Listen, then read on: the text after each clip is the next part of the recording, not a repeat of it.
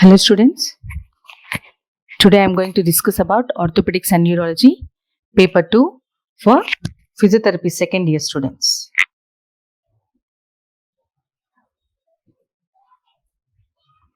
Today we are going to discuss about Walkman's ischemic contracture, periarthritis of shoulder, brachial plexus injury and carpal tunnel syndrome. Now Walkman's ischemic contracture. See, in the name itself we have contracture అంటే ఏంటి? ఎప్పుడైనా soft tissues దాని యొక్క size తగ్గిపోయింది అనుకోండి, అప్పుడు మనకి కాంట్రాక్చర్ని చూస్తాం. సో ఇక్కడ ఏమైతుంది, ఈ కాంట్రాక్చర్ దేని వల్ల వస్తుంది? ఇష్కీమియా అంటే డిక్రీజ్ బ్లడ్ సప్లై వల్ల మనం దాన్ని చూస్తున్నాం. Okay, you can see the hand ear, elbow inflection, okay, fingers inflection, right. Definition, నిర్వచనం, a condition which is characterized by ischemic necrosis of structures contained within the volar components of the forearm associated with crippling contractures and varying degrees of neurological deficit. దీన్ని ఎలా గుర్తిస్తున్నాం అంటే ischaemic necrosis తోని గుర్తిస్తున్నాం. కొన్ని ఆకారాల యొక్క ischaemic necrosis అంటే ఏంటి? Death అవ్వడం, cells కానివ్వండి, టిష్యూస్ కానివ్వండి, డెత్ అయినప్పుడు. ఎందుకు డెత్ అవుతుంది? ఇక్కడ డిక్రీజ్ బ్లడ్ సప్లై వల్ల డెత్ అవుతుంది. వేటి డెత్ అవుతుంది ఇక్కడ వోక్మెన్స్ ఇష్కీమిక్ కాంట్రాక్చర్ లో? వోలార్ కాంపోనెంట్ యొక్క స్ట్రక్చర్స్. వోలార్ కాంపోనెంట్ అంటే ఏంటి? మనం అనాటమికల్ పొజిషన్ లో నుంచినప్పుడు ముందు భాగాన్ని ఏదైతే ఉంటుందో ఫోరామ్ లో, దాన్ని వోలార్ కంపార్ట్మెంట్ అని అంటాం. సో దీనివల్ల ఏం చూస్తున్నాం మనము? సివియర్ కాంట్రాక్చర్ చూస్తున్నాం, క్రిప్లింగ్, ఓకే, సివియర్ కాంట్రాక్చర్ చూస్తున్నాం. అలాగే న్యూరలాజికల్ డెఫిసిట్ కూడా ఉంటుంది, అంటే నరాలు కూడా ఇక్కడ ఇన్వాల్వ్ అయి ఉంటాయి. కాజెస్ ఎందువల్ల వస్తుంది ఈ వోక్మెన్స్ ఇష్కీమిక్ కాంట్రాక్చర్ అంటే ప్రొలాంగ్డ్ ఎక్స్టర్నల్ కంప్రెషన్. ఓకేనా, చాలా సేపు తరబడి ఒక ఆర్టరీ మీద కనుక కంప్రెషన్ కనుక వచ్చినట్లయితే, టైట్ గా ఉన్నట్లయితే, ఓకేనా, ఇక్కడ మనకు సిమెంట్ పట్టి వేస్తూ ఉంటాడు, అప్పుడు మన ఆమ్లో ఏమవుతుంది? బ్రేకియల్ ఆర్టరీ మీద కంప్రెషన్ వచ్చినప్పుడు మనం దీన్ని సహజంగా చూస్తూ ఉంటాం. ఇంటర్నల్ బ్లీడింగ్, లోపల కనుక ఆర్టరీ డ్యామేజ్ అయినప్పుడు కూడా, ఓకే, తర్వాత బ్లీడ్ అయినప్పుడు, ఆర్టరీ డ్యామేజ్ అయ్యి బ్లీడ్ అయినప్పుడు, లేదా ఎక్కువ నీరు ఫామ్ అయ్యి ఆ ఆర్టరీ మీద కంప్రెషన్ తెస్తున్నప్పుడు, బర్న్స్ కాలినప్పుడు, ట్రామా గాయమైనప్పుడు, snake bite, okay, regional anaesthesia, ఒకవేళ ఆ భాగాన కనుక మత్తు రావాలి అని చెప్పేసి దాన్ని ఎన్నుకున్నప్పుడు, ఓకేనా, అలాంటి టైంలో కూడా మనకి ఈ ఇష్కీమియా కాంట్రాక్చర్ రావడానికి పాసిబిలిటీ ఉంటుంది. ఓకే, సిమ్టమ్స్, డిక్రీజ్డ్ సెన్సేషన్ అంటే అక్కడ స్పర్శ తగ్గిపోయి ఉంటుంది. పేల్నెస్ ఆఫ్ ద స్కిన్ అంటే ఇక్కడ వోలార్ కంపార్ట్మెంట్ ఆఫ్ ఫోరామ్ లో, ఓకే, పేల్నెస్ ఆఫ్ ద స్కిన్ అంతా పేలిపోయినట్టు ఉంటుంది. మసిల్ వీక్నెస్, కండరాలు బలహీనంగా కనిపిస్తాయి. ఇంకోటి, కండరాల యొక్క సైజ్ తగ్గిపోతుంది, దాన్ని హెట్రోఫీ అంటాం. డిఫార్మిటీ ఆఫ్ రిస్ట్, ఓకే, అంటే వైకల్యం చూస్తాం ఇక్కడ రిస్ట్ జాయింట్ లో, ఓకే, మొత్తం చేయిలో అంటున్నాడు. And fingers that cause the hand to have క్లా లైక్ అపియరెన్స్. ఓకేనా, ఎట్లా కనిపిస్తుంది చూడడానికి? క్లా, చేతుల దగ్గర అంతా వేళ్ళ దగ్గర వంగిపోయి, ఓకే, మడికట్టు దగ్గర ఫ్లెక్షన్ లో ఉండి అలా మనకి ఉంటుంది. ట్రీట్మెంట్, సర్జికల్ ట్రీట్మెంట్ వచ్చేసి ఫేసియాటమీ. ఓకేనా, వీటి మీకు పేర్లు తెలిసి సరిపోతుంది, వాటి డిస్క్రిప్షన్ అవసరం లేదు మీ ఈ స్టాండర్డ్కి. ఓకేనా, ఫేసియాని రిపేర్ చేయడం లేదా తీసివేయడం, టెండన్ స్లైడ్ చేయడం, న్యూరోలైసిస్ చేయడం. Debridement of the injured muscles may be performed with release of scar tissue. అంటే డెబ్రిడ్మెంట్ అంటే ఏంటి? ఇక్కడ ఏమైంది? టిష్యూ డెత్ జరుగుతుంది, ఓకేనా, ఆ డెత్ అయిన టిష్యూని నీట్ గా క్లీన్ చేయడం. Physiotherapy, the joint mobility is recovered by passive stretching techniques. ఓకేనా, చాలా రోజుల తరబడి అట్లా ఉందనుకోండి, కీళ్ళ కదలికలు కూడా తగ్గిపోయి ఉంటుంది కనుక వాటిని పెంచుకోవడానికి మనం ప్యాసివ్ స్ట్రెచింగ్ ఎక్సర్సైజ్ చేయించాలి అంటున్నాడు. స్ట్రెచింగ్ అంటే ఏంటి? సాగదీయడం. ప్యాసివ్ అంటే ఇతరులు చేసేది. Full range of motion exercises enhances soft tissue elasticity. ఓకేనా, కదలికలు కనుక పూర్తి రేంజ్ లో, అక్కడ పాసిబుల్ ఉన్న రేంజ్ లో కనుక మనం చేస్తున్నట్లయితే నెమ్మదిగా ఏమవుతుంది? సాఫ్ట్ టిష్యూస్ లో ఎలాస్టిసిటీ అంటే సాగేడు గుణం అనేది మనము పెంచుకోవచ్చు. Strengthening exercises to strengthen the weekend muscles. ఓకేనా, బలహీనపడ్డ కండరాలకి స్ట్రెంథనింగ్ ఎక్సర్సైజ్ లేదా రెసిస్టెడ్ ఎక్సర్సైజ్లను చేయించి వాటి యొక్క బలాన్ని పెంచవచ్చు. Application of splint to maintain the position of hand. ఇంకోటి, స్ప్లింట్లను ఉపయోగించి హ్యాండ్ పొజిషన్ ని మనం మెయింటైన్ చేయాలి అంటున్నాడు. అంటే ఇక్కడ ఏంటిది? రిస్ట్ జాయింట్ ని కొంచెం ఎక్స్టెన్షన్ లో, ఫింగర్స్ ని కూడా ఎక్స్టెన్షన్ లో ఉంచొచ్చు. ఈ స్ప్లింట్లను వాడటం వల్ల ఏమైతుంది? మనకి ఇక్కడ మనం పొజిషన్ చేసుకోవచ్చు, ఎడిమాని తగ్గించుకోవచ్చు, అలాగే మసిల్ లెంత్ ని కూడా మెయింటైన్ చేయొచ్చు. Okay, now coming to periarthritis of shoulder. Okay, it is a condition characterised by pain and progressive limitation of shoulder movements. చూడండి ఇక్కడ షోల్డర్ జాయింట్ ఇది. సో ఈ పెరియార్థరైటిస్ అంటే ఏంటి అంటే ఆర్థరైటిస్ ఐటిస్ అంటే ఇన్ఫ్లమేషన్, ఆర్త్ అంటే జాయింట్, పెరి అంటే ఆ జాయింట్ చుట్టూతా ఉన్న కండరాలు లేదా ఆ జాయింట్ చుట్టూతా ఉన్న స్ట్రక్చర్స్ యొక్క inflammation. So peri arthritis shoulder అంటే ఏంటి అంటే ఈ షోల్డర్ జాయింట్ చుట్టూతా ఉన్న కండరాల్లో ఇన్ఫ్లమేషన్ చూడటం. When the condition involves whole rotator cuff, it results in restriction of all the shoulder joint movements. This condition is called as frozen shoulder or adhesive capsulitis. ఒకవేళ ఇక్కడ ఏమైతుంది, ఒక కండరమే ఇన్వాల్వ్ అయింది అనుకోండి, ఆ కండరం చేసే ఒక కదలిక మాత్రమే ఎఫెక్ట్ అవుతుంది. ఒకవేళ రొటేటర్ కఫ్ మొత్తం ఇన్వాల్వ్ అయింది అనుకోండి, అప్పుడు ఏమవుతుంది, మన షోల్డర్లో జరిగే అన్ని కదలికలు కూడా జామ్ అయిపోతాయి. అప్పుడు దాన్ని మనం ఫ్రోజన్ షోల్డర్ లేదా అడెసివ్ క్యాప్సులైటిస్ అని అంటాం. ఈటియాలజీ ప్రైమరీ కాజ్ వచ్చేసి ఈడియోపతిక్. ఈ పెరియార్థరైటిస్ షోల్డర్ అనేది ఎందుకు వస్తుంది అనేది తెలియదు. సెకండరీ కాజ్ వచ్చేసి ఏంటంటే, సెకండరీ అంటే దేనివల్ల, ఒక దాని వల్ల వచ్చినప్పుడు దాన్ని సెకండరీ అంటాం. డయాబెటీస్ అంటే షుగర్ వ్యాధి వచ్చినప్పుడు, టీబీ అంటే క్షయవ్యాధి, అంటే దేనికి క్షయవ్యాధి, షోల్డర్ జాయింట్కి. హెమిప్లీజియా అంటే పేషెంట్కి పక్షపాతం కనుక వచ్చినట్లయితే. క్లినికల్ ఫీచర్స్ అంటే వ్యాధి లక్షణాలు, pain in the shoulder joint అంటే నొప్పి ఉండడం భుజంలో, రెస్ట్రిక్షన్ ఆఫ్ షోల్డర్ మూమెంట్స్ కీళ్ళ యొక్క కదలికలు తగ్గిపోవడం, ముఖ్యంగా ఏంటి అబ్డక్షన్ అండ్ ఎక్స్టర్నల్ రొటేషన్ అనే మూమెంట్స్ రెండు తగ్గిపోతాయి. అదే రొటేటర్ కఫ్ ఇన్వాల్వ్ అయింది అనుకోండి, అప్పుడు ఏమైతుంది అంటున్నాడు, అన్ని మూమెంట్స్ అంటే flexion, extension, abduction, addiction, external rotation, internal rotation, rotation అన్ని మూమెంట్స్ కూడా ఎఫెక్ట్ అవుతాయి. అప్పుడు అది ఏమవుతుంది, అడెసివ్ క్యాప్సులైటిస్ అని అంటాం. ఓకేనా, లేదా ఫ్రోజన్ షోల్డర్ అని అంటాం. టెండర్నెస్ అరౌండ్ ద జాయింట్, మనం ఆ జాయింట్ చుట్టూతా కనుక నొక్కినట్లయితే పేషెంట్కి నొప్పి అనిపిస్తుంది, దాన్నే టెండర్నెస్ అంటాం. Swelling around the shoulder joint చుట్టూతా కూడా వాపు అనేది కనిపిస్తుంది. ఇన్వెస్టిగేషన్స్ ఎక్స్రే తీసినట్లయితే. ఓకే, నౌ ట్రీట్మెంట్ అనాల్జెసిక్స్ నొప్పి తగ్గించడానికి, యాంటీ ఇన్ఫ్లమేటరీ డ్రగ్స్ ఇన్ఫ్లమేషన్ తగ్గించడానికి హైడ్రోకార్టిజాన్ ఇంజెక్షన్ ఇస్తారు, ఇది steroid. Manipulation of shoulder joint under anaesthesia.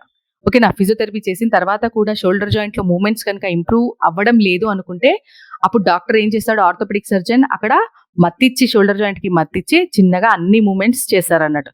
ఆ తర్వాత మళ్ళీ దాన్ని మెయింటైన్ చేయడానికి ఫిజియోథెరపీ చేయించాలి. Now physiotherapy management AIIMS. Explain the patient about the condition and treatment position procedure. పేషెంట్కి తన కండిషన్ గురించి వివరించాలి, మనం ట్రీట్మెంట్ ఎందుకు ఇస్తున్నామో, ఎలా ఇస్తున్నామో, అది ఏ విధంగా సహాయపడుతుంది అనేది పేషెంట్కి ఎక్స్ప్లెయిన్ చేయాలి. టు రెడ్యూస్ పెయిన్ నొప్పి తగ్గించడం. To maintain joint range of motion కీళ్ళ యొక్క కదలికలని నిలపడం. టు ఇంప్రూవ్ మసిల్ స్ట్రెంగ్త్ కండరాల యొక్క బలాన్ని పెంచడం. టు రెడ్యూస్ మసిల్ స్పాజం కండరాల యొక్క పట్టివేయడంని తగ్గించడం. To increase functional capability of the patient. ఏమంటున్నాడు, to increase functional capability of the patient.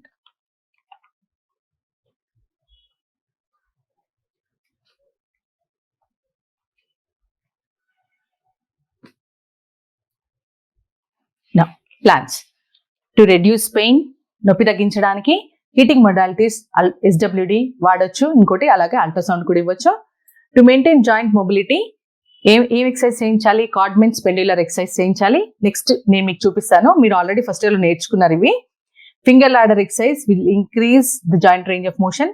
Passive movements of shoulder joint should be performed అంటే ఇతరులు చేసే ఎక్సర్సైజ్ అని, పేషెంట్లో ఇన్యాక్టివిటీ ఉన్నప్పుడు, మస్కులర్ ఇన్యాక్టివ్ ఉన్నప్పుడు ఇతరులు చేసే ఎక్సర్సైజ్లని ప్యాసివ్ మూవ్మెంట్స్ అని అంటాం, అవి చేయించాలి. Manual mobilization techniques will increase the joint range of motion. చూడండి ఇక్కడ కార్డ్మెంట్స్ పెండ్యులర్ ఎక్సర్సైజ్.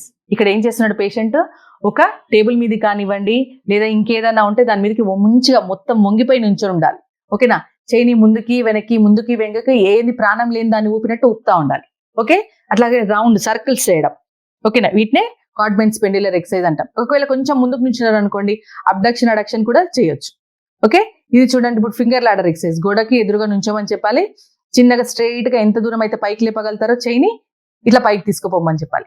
ఓకేనా, అట్లా ఏమైంది, చేయి పైకి పొద్దున్న కొద్ది గోడ వైపుకి అడుగులు ఏమని చెప్పాలి. అట్లా చిన్నగా ఎంత వీలైతుందో అంతవరకు చేయిని పైకి తీసుకెళ్ళమని చెప్పాలి. చూడండి ఇక్కడ ఫస్ట్ డయాగ్రామ్, సెకండ్ వన్ లో పైకి వెళ్ళారు చూడండి. ఇప్పుడు చూడండి ఎంత డిస్టెన్స్ లో నుంచున్నాడు చూడండి గోడకి తనకి. ఓకే, పైకి వెళ్తున్నా కొద్ది గోడ వైపుకి జరగాలి.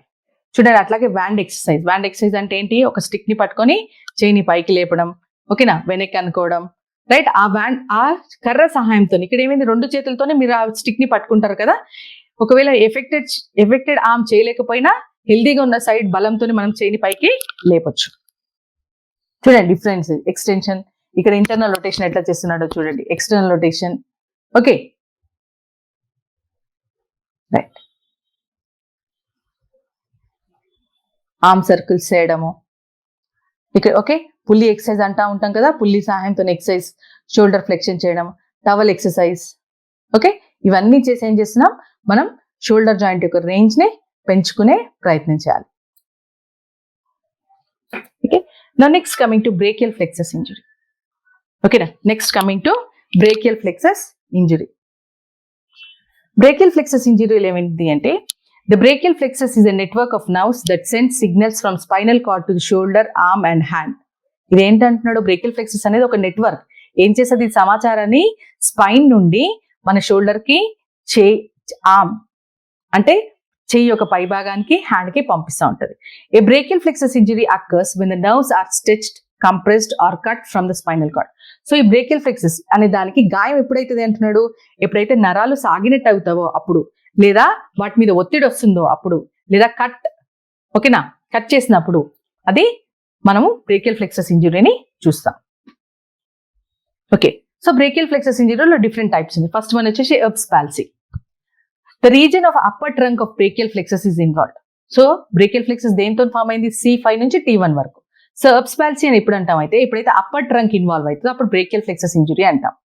కాజెస్ ఆఫ్ ఇంజురీ, అది బర్త్ ఇంజురీ అంటే బేబీ డెలివరీ అయ్యే టైంకి బయటికి రాలేకపోతుంటే ఏం చేస్తారు, కొన్నిసార్లు లాగాల్సి వస్తుంది.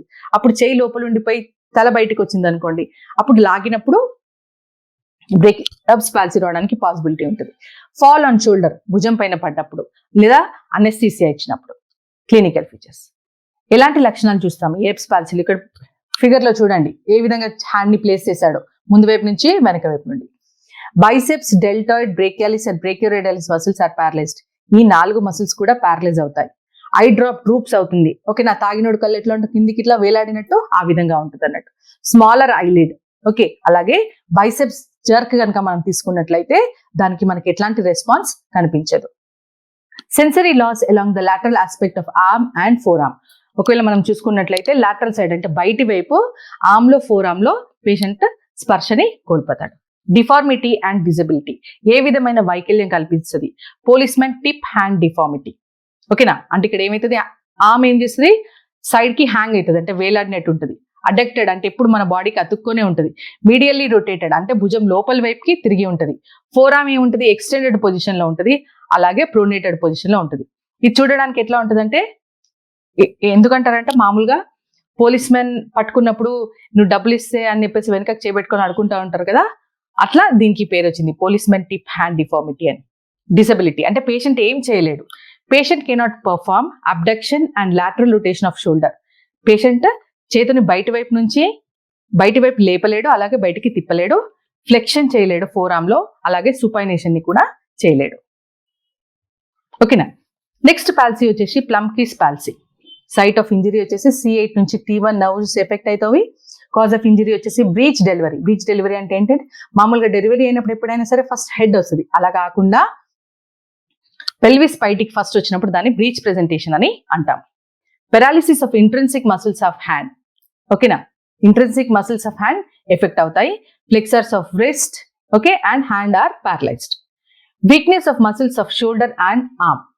ఓకే, షోల్డర్ చుట్టూతో ఉన్న కండరాలు, ఆర్మ్ లో ఉన్న కండరాలు అన్ని కూడా వీక్నెస్ ఉంటుంది. డిసబిలిటీ, క్లా హ్యాండ్ డిఫార్మిటీ. చూడండి ఇక్కడ 2 వేళ్ళు వంగిపోయి ఉన్నాయి కదా, దీన్నే క్లా హ్యాండ్ అని అంటారు.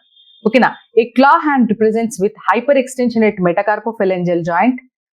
మెటకార్పోఫెలెంజల్ జాయింట్ లో హైపర్ ఎక్స్టెన్షన్ ఉంటుంది. And flexion at proximal and distal interphalangeal joint. ఇది ప్రాక్సిమల్ ఇంటర్ఫిలెంజల్ జాయింట్, ఇది డిస్టల్ ఇంటర్ఫిలెంజల్ జాయింట్. ఓకేనా, ఈ రెండింటి దగ్గర కూడా మనం ఫ్లెక్షన్ చూస్తాము, ఇక్కడ హైపర్ ఎక్స్టెన్షన్ అనేది చూస్తాం. ఇక్కడ ఈ 2 ఫింగర్స్ లోనే, 4th and 5th ఫింగర్స్ లోనే చూస్తాం. 4th and 5th.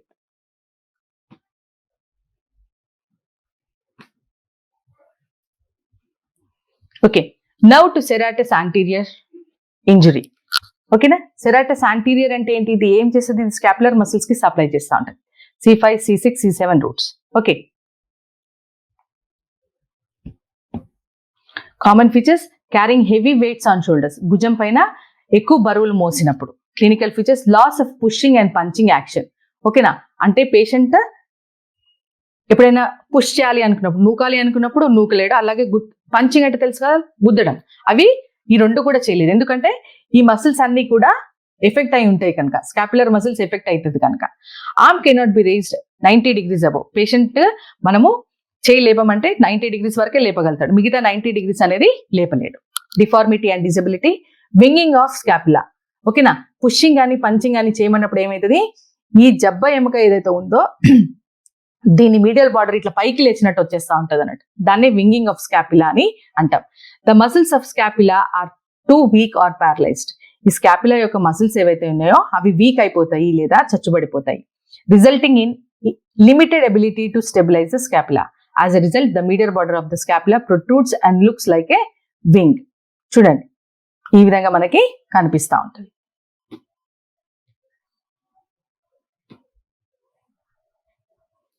Next, lateral cord injury. ఇది ఎందుకు వస్తుంది మనకి, డిస్లొకేషన్ ఆఫ్ హ్యూమరస్. ఓకేనా, హ్యూమరస్ ఎముక డిస్లొకేషన్ అంటే తొలగడం వల్ల మనం దీన్ని చూస్తాం. Clinical features,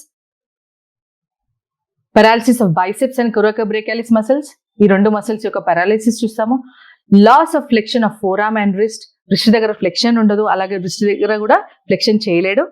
sensory loss over forearm. మన ఫోరామ్ దగ్గర తీసుకున్నట్లయితే అక్కడ మొత్తం స్పర్శని కోల్పోతాం. Deformity, mid prone forearm. అంటే ఎప్పుడు చూసినా మన చేయి ఎలా ఉంటుంది, మిడ్ ప్రోన్ పొజిషన్ లో ఉంటుంది. మొత్తం సుపైనేషన్ చేయలేడు పేషెంట్, ప్రోనేషన్ చేయలేడు. Next, medial cord injury, sub coracoid dislocation of humerus. ఇక్కడ ఏమవుతుందంటే షోల్డర్ డౌన్ డిస్లొకేట్ అవుతుంది, పోయి కొరకాయిడ్ కింద కూర్చుండిపోతుంది అన్నట్టు. ఓకేనా, ulnar nerve sub. Clinical features, ulnar nerve supplied muscles are paralyse. Ulnar nerve ఏ మసిల్స్ కి అయితే సప్లై చేస్తుందో ఆ మసిల్స్ అన్ని కూడా పారాలిసిస్ ఉంటుంది. సెన్సరీ లాస్ ఆన్ అల్లర్ side of forearm.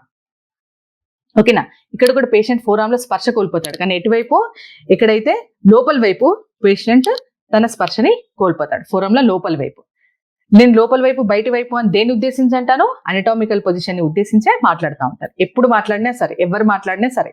Okay, deformity and disability, క్లా హ్యాండ్. చూసారా, క్లా హ్యాండ్ అంటే ఏంటి, ఇక్కడ వేళ్ళ దగ్గర వంగి ఉండడాన్ని క్లా హ్యాండ్ అంటాం.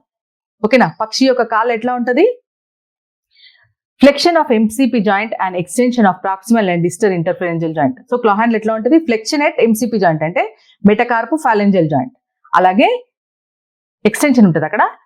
ఇంటర్ఫెలెంజియల్ జాయింట్స్ దగ్గర ఏముంటుంది, ఫ్లెక్షన్ ఉంటుంది. అట్లా ఉన్నప్పుడు దాన్ని మనం క్లా హ్యాండ్ అని అంటాము. ఫిజియోథెరపీ మేనేజ్మెంట్ వచ్చేసి to give psychological support to the patient, to reduce oedema, to prevent contractures and deformities, to improve muscle strength, to improve sensation of skin, to improve functional ability. ఇక్కడ ఏమంటున్నాడంటే patient కి psychological support ఇవ్వడం అంటున్నాడు. Patient కి psychological అంటే patient కి ఏం జరిగింది, ఎలా జరిగింది, ఓకేనా, ఫిజియోథెరపీ యొక్క ఇంపార్టెన్స్ ఏంటి, ఇవన్నీ చెప్పి మనం పేషెంట్ కి మనోధైర్యాన్ని ఇవ్వాలి. ఓకే, నెక్స్ట్ వచ్చేసి టు రెడ్యూస్ ఎడిమా, వాపుని తగ్గించడం. ఓకే, తర్వాత to prevent contractures and deformities. Contractures అంటే తెలుసు కదా, కాంట్రాక్చర్స్ అంటే ముడుచుకోవడం, డిఫార్మిటీస్ అంటే వైకల్యాలని అరికట్టడం. టు ఇంప్రూవ్ మసిల్ స్ట్రెంత్, కండరాల యొక్క బలాన్ని పెంచడం. To improve skin sensation. Okay, చర్మం యొక్క సెన్సేషన్ అంటే ఇప్పుడు కోల్పోయాడు కదా, స్పర్శ కోల్పోయాడు కదా, దాన్ని ఇంప్రూవ్ చేయడం. టు ఇంప్రూవ్ ఫంక్షనల్ ఎబిలిటీ అంటే ఏంటి అంటే క్రియాత్మక సామర్థ్యాన్ని పెంచడం. Explain the patient about the condition and treatment procedure. అన్నిటికీ పేషెంట్కి ఏమైంది అనేది మనం ఎక్స్ప్లెయిన్ చేయాలి, ట్రీట్మెంట్ ఏ విధంగా పేషెంట్కి సహాయపడుతుంది అనేది మనం ఎక్స్ప్లెయిన్ చేయాలి. Using of splints to prevent contracture and deformities. పేషెంట్కి స్ప్లింట్లను ఉపయోగించి కాంట్రాక్చర్స్ ని మరియు డిఫార్మిటీస్ ని అరికట్టాలి. To maintain joint mobility, full range of motion exercises to the joints have to be done. కీళ్ళ యొక్క పూర్తి కదలికలను నిలపడానికి ఏం చేయాలి, కదలికలను పూర్తి రేంజ్ లో చేయాలి. Application of TENS will relieve tingling and numbness sensation. అంటే టెన్స్ అనే పరికరాన్ని మనం ఉపయోగించినట్లయితే పేషెంట్ లో స్పర్శని మనం తిరిగి రప్పించవచ్చు. టింగ్లింగ్ నమ్నెస్, పేషెంట్ కి ఎప్పుడు చీమలు బారినట్టు ముద్దర్చినట్టు ఉంటుంది, దాన్ని కూడా తగ్గించవచ్చు. If muscles are paralysed, stimulation should be given. ఒకవేళ కండరాలు కనుక చచ్చిపడిపోయినట్లయితే మనం మసిల్ స్టిమ్యులేషన్ ని ఇవ్వాలి. Strengthening exercises will improve muscle strength. కండరాలని బలం పెంచడానికి మనము పేషెంట్ కి రెసిస్టెడ్ ఎక్సర్సైజ్ లేదా స్ట్రెంథెనింగ్ ఎక్సర్సైజ్ ని చేయించాలి. నెక్స్ట్ వచ్చేసి carpal tunnel syndrome. Next one వచ్చేసి ఏంటి, carpal tunnel syndrome. It is the compression of medial nerve at wrist joint. ఓకేనా, ఈ వ్రిస్ట్ జాయింట్ దగ్గర ఏమైతుంది మనకి ఈ మీడియల్ నర్వ్ యొక్క కంప్రెషన్ వస్తుంది. కాజ్ ఇడియోపతిక్, ఓకే, అంటే తెలియని కారణం, డయాబెటీస్ షుగర్ వ్యాధి వల్ల, ఒబేసిటీ అంటే బాగా లావుగా ఉండడం వల్ల, థైరాయిడ్ డిజార్డర్స్, ఓకే, అట్లాగే ప్రెగ్నెన్సీలో కూడా మనం దీన్ని చూస్తూ ఉంటాం. Clinical features ape thumb deformity, ఓకేనా. ఈ థంబ్ అంటే మన పెద్దనేలు చూడడానికి ఏముంటుంది, ape thumb. The ability to abduct and oppose the thumb may be lost due to paralysis of thenar muscles. ఇక్కడ ఏమైతుంది, ఇక్కడ ఈ టీనార్ మసిల్స్ యొక్క పారాలిసిస్ జరుగుతుంది. అందుకని పేషెంట్ ఏం చేయలేడు, అబ్డక్షన్ చేయలేడు, అంటే తన పెద్దనేల్ని బయటికి తీసుకురాలేడు. అలాగని చెప్పేసి ఆ వేల్ని ఇతర వేళ్ళను కనుక ముట్టుకోమని చెప్పినట్లయితే అపోజిషన్ అంటాం దాన్ని, అది కూడా పేషెంట్ చేయలేడు. Pain in hand, wrist and forearm. Patient కి పామ్ లో, వ్రిస్ట్ లో, ఫోరామ్ లో నొప్పిగా ఉంటుంది. Tingling and numbness sensation over thumb and lateral 2.5 fingers. ఇక్కడ ఏమంటున్నాడు, పేషెంట్ కి మొద్దర్చినట్టు ఉండడం కానివ్వండి, చీమలు బారినట్టు ఎక్కడెక్కడ అనిపిస్తుంది అన్నాడు, తంబు పైన అనిపిస్తుంది, అలాగే ఈ 2.5 ఫింగర్స్ వరకు అనిపిస్తుంది అని చెప్పేసి చెప్తాను. Investigations x-ray, nerve conduction test, electromyogram test. Okay, ట్రీట్మెంట్కి వచ్చేసి surgical treatment. Dividing flexor retinaculum to compress the medial nerve. ఇక్కడ ఏమైంది, మీడియల్ నర్వ్ ఒక కంప్రెషన్ వస్తుంది ఇక్కడ వ్రిస్ట్ జాయింట్ దగ్గర, అది కూడా ఇక్కడ ఫ్లెక్సర్ రెటినాలిక్యులం కింద, ఓకేనా. అందుకని చెప్పేసి దాన్ని కొంచెం కట్ చేసినాం అనుకోండి, మీడియల్ నర్వ్ మీద కంప్రెషన్ అనేది తగ్గి ఆటోమేటిక్గా పేషెంట్ తన సిమ్టమ్స్ నుంచి బయటపడతాడు. Physiotherapy management to maintain first web space. Web space అంటే తెలుసు కదా, వెబ్ అంటే ఏంటో తెలుసు కదా. పాయింటింగ్ ఫింగర్ కి మన థమ్ ఫింగర్ కి మధ్యలో ఉన్న ప్లేస్ ని మీ ఇట్లా వెడల్పు అన్నప్పుడు కనిపించేదాన్ని వెబ్ అంటాం. దాన్ని మెయింటైన్ చేయడం. Improve the muscle strength, okay, కండరాల యొక్క బలాన్ని పెంచడం. మెయింటైన్ జాయింట్ మొబిలిటీ, కీళ్ళ కదలికలు తగ్గిపోకుండా చూసుకోవడం. To prevent contractures and deformities, contractures మరియు డిఫార్మిటీస్ ని అరికట్టడం. To reduce tingling and numbing sensation. Patient కి చీమలు బారినట్టు కానివ్వండి, సూదులు పొడిచినట్టు అనిపించడం కానివ్వండి, లేదా స్పర్శ తగ్గడం అనేది మనము తగ్గించాలి. ఎలా అంటే to maintain Webb space, splint is applied. Splint ని వాడి, స్ప్లింట్ ని వాడి మనం వెబ్ స్పేస్ ని మెయింటైన్ చేయొచ్చు. గ్రిప్ అంటే పట్టుకోవడం, గ్రాస్ప్ అంటే హోల్డ్ చేయడం, పించెస్ అంటే గిచ్చినట్టు ఎక్సర్సైజ్ లో నేర్పించాలి. Passive movements of wrist and fingers are done to increase joint mobility. కీళ్ళ కదలికలను పెంచడానికి ఏం చేయాలి, ఫింగర్స్ కానివ్వండి, విస్ట్ కానివ్వండి, అక్కడ మనం పాసివ్ మూవ్మెంట్స్ చేయాలి. To reduce contractures, stretching is done. ఓకేనా, కాంట్రాక్చర్స్ ని అరికట్టడానికి లేదా తగ్గించడానికి స్ట్రెచింగ్ ఎక్సర్సైజ్ చేయించాలి. టెన్స్ ని వాడాలి, టింగ్లింగ్ ఇంకా నమ్నెస్ ని తగ్గించడానికి. Hand is kept in elevation position to reduce oedema. చేయిని కొంచెం పైకి ఎత్తి పెట్టమని చెప్పాలి, వాపు తగ్గించడానికి.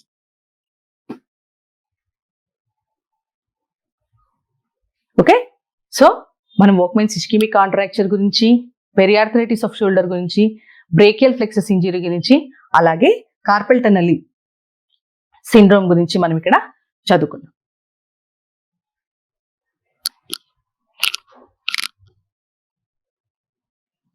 ఓకే, నా ఇక్కడ మీకు వచ్చే చిన్న క్వశ్చన్స్, స్మాల్ క్వశ్చన్స్ ఏంటి అంటే, what is Volkmann's ischaemic contracture అని. ఓకేనా, నెక్స్ట్ వచ్చేసి define periarthritis shoulder. Okay, next define frozen shoulder.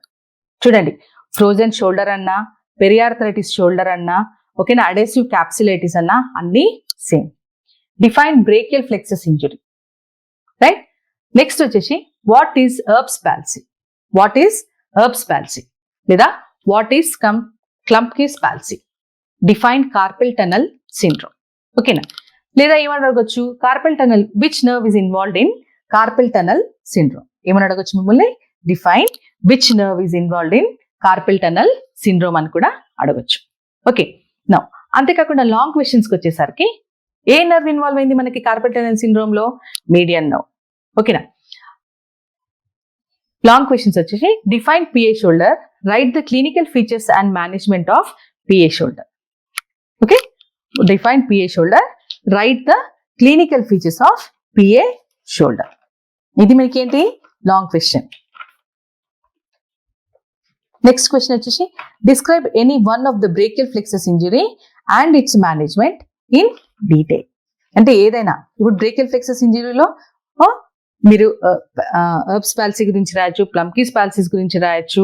ఓకేనా, లాటరల్ కార్డ్ ఇంజరీ గురించి రాయొచ్చు.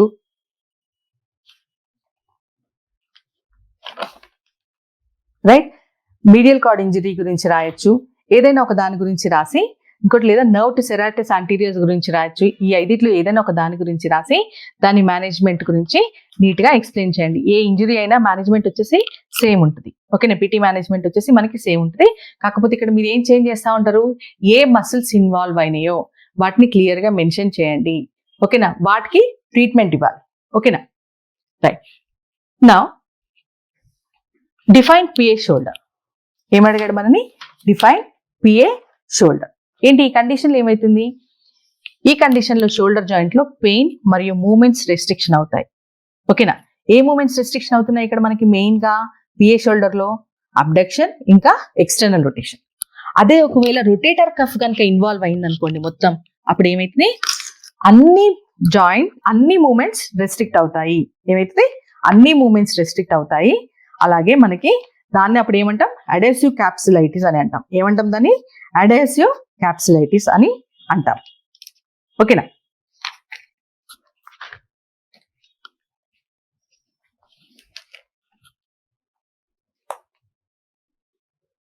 సో క్లినికల్ ఫీచర్స్ ఏం కనిపిస్తాయి మనకి పిఏ షోల్డర్లో? అబ్డక్షన్, ఎక్స్టర్నల్ రొటేషన్ ఉండదు, పెయిన్ ఉంటుంది, టెండర్నెస్ ఉంటుంది. ఓకేనా, ఇంకా స్వెల్లింగ్ ఉంటుంది జాయింట్లో. నైట్ టైం ఎక్కువ పెయిన్ ఉంటుంది. ఇది నేను చెప్పలేదు అనుకుంటాను, నైట్ టైం ఎక్కువ పెయిన్ ఉంటుంది. రైట్, ఎందుకు చూస్తాం మనం ఈ పెరియార్థరైటిస్ని? ఫస్ట్ ఏంటి, కొన్నిసార్లు అసలు ఎందుకు వస్తుందో కూడా తెలియదు. కొంతమందిలో డయాబెటీస్ ఉండడం వల్ల వస్తూ ఉంటుంది. ఓకేనా, మెయిన్గా ఏం ఎక్సర్సైజ్ చేపిస్తూ ఉంటాం ఇక్కడ పేషెంట్కి? గుర్తుపెట్టుకోండి, card means pendular exercise most important, wand exercise. ఓకేనా, ఫింగర్ లాడర్ ఎక్సర్సైజ్. రైట్, ఇంకొకటి షోల్డర్ మొబిలైజేషన్ చేస్తూ ఉంటాము. ఓకే, పులి ఎక్సర్సైజ్ చేపిస్తూ ఉంటాం, సస్పెన్షన్ థెరపీ ఎక్సర్సైజ్ చేపిస్తూ ఉంటాం. ఇవన్నీ. ఇంకోటి ఏంటి, పేషెంట్కి రెగ్యులర్గా ఎప్పుడు చైన్ ఆడిస్తూ ఉండమని చెప్పాలి. అట్లా అవుతూ ఉంటేనే ఏమైపోతుంది, షోల్డర్లో మెల్లిగా నెమ్మది కదలిక అనేది పెరుగుతుంది. ఒకటేసారి చాలాసేపు ఎక్సర్సైజ్ చేయాలి అన్నది ఇంటెన్షన్ ఉండొద్దు మనది.